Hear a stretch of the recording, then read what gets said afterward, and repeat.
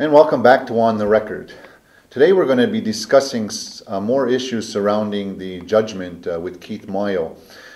We were on camera previously filming on the 1st of July. Today is July 2nd.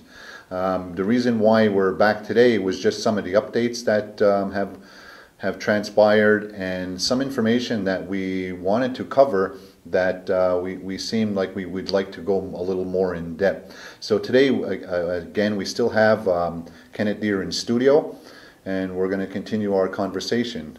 Hi, Kenneth. Hi, Mike.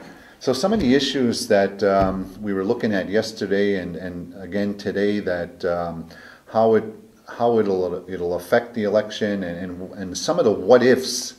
Can we go through some of those? Well, right now we understand that now that the electoral officer has said that he's not going to listen to the judgment, he will be in contempt of court, and that means he could go to jail. He could be fined or both, and also that we don't know how Keith and his lawyers will deal with the fact that he might not be on the ballot and what their options are. And the thing with that is it's going to be a tough situation for a lot of people. I think that if that judgment does come down in regards to contempt of court, and if there is a warrant issued for Lindsay, then is it a bailiff that will come in to do it? Is it our peacekeepers that are going to execute the warrant? Are they going to stop the elections?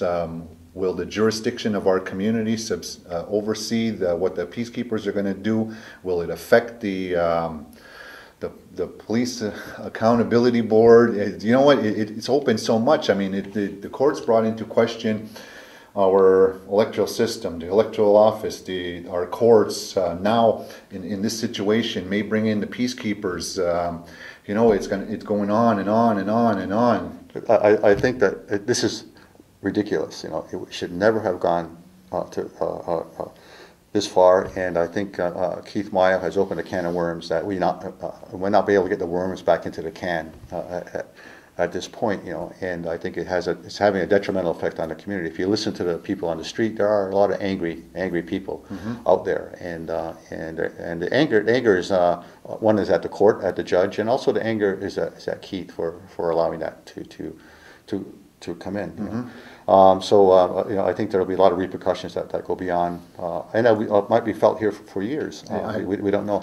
The point, though, that how do you get out of it? I think where do we go from here?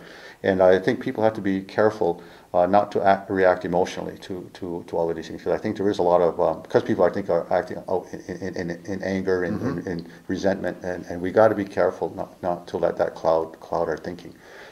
When you analyze what's going on, there's two fundamental rights that are in conflict here. You look at the band council's position is that they have a right to have their own election code and electoral officer, and to carry out elections within the community, within how they organize themselves, and they're exercising a collective right to carry out their own politics, the political process. Putting aside all the other stuff that about the court and all that kind of stuff, you put all that stuff aside, the fundamental issue that the judge is talking about is the right of an individual to run for election. And that's a fundamental right in a democratic society. And so the judge is taking great issue at the MCK denying an individual a right to run for election. And those are two fundamental rights, a collective right to control your own political process, and a fundamental right of an individual to take part in that process. And that's where the conflict is. Both sides are right when you look at it in that way. So the MCK is not going to win an appeal. They're not going to win in the court of public opinion on the outside. It's just going to lose it, and in a stalemate. And it'll be at loggerheads, and at risk here is that first of all, people might go to jail. The band council election won't be recognized by outside governments, not just the feds, but maybe any government, you know, and that would jeopardize services, funding, finances. Who knows what else it'll cause? It causes a tremendous amount of turmoil. The right for Keith to run, and I've always said for me, he should always have been allowed to run.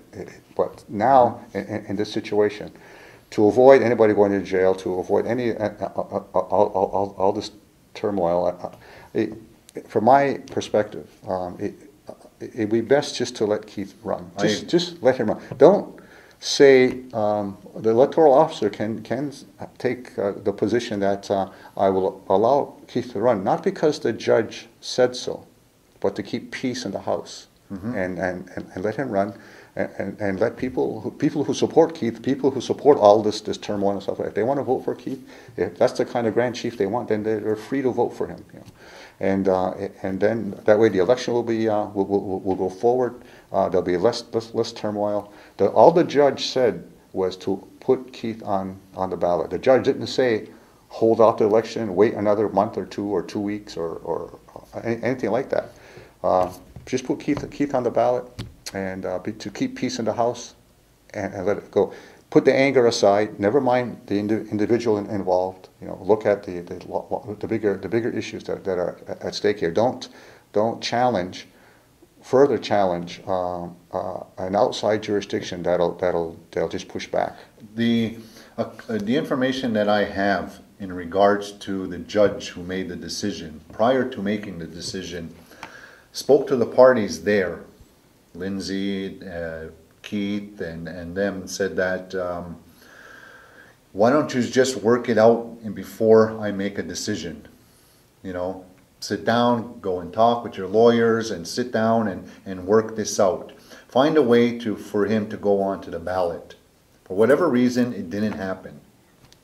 Now, the judge basically gave them the opportunity then to resolve it before he actually had to do something. So he didn't just come out and do it. He said, look, go and deal with it. They couldn't deal with it. They left it to him, and that's where we are now.